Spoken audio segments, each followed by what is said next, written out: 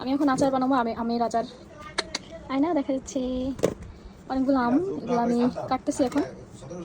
আমের আটিটা অনেকটা শক্ত শক্ত হয়েছে, এটা আমি যে স্টাইলে আচার বানাবো এটার জন্য পারফেক্ট। আমি যেভাবে আচার বানাবো সেজন্য আমের আটিটা একটু শক্ত হলে আচারটা ভালো হবে, কারণ আমি খোসা সহ আচার দিব। তবে একটা প্রবলেম যেটা, আমটা একটু মানে পাকা পাকা হালকা একটু রঙিন হইতে নিছিল, পাকতে নিছিল কেবল।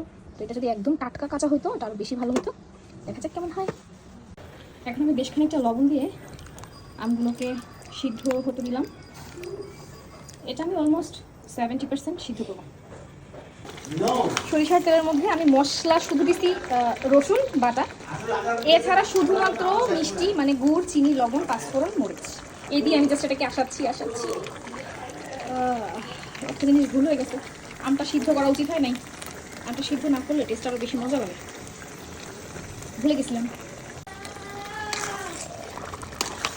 এরপর এটা ডালার মধ্যে ঢেলে একটু রোদে দিতে হবে, তাহলে কালারটা আরও বেশি গাঢ় হবে।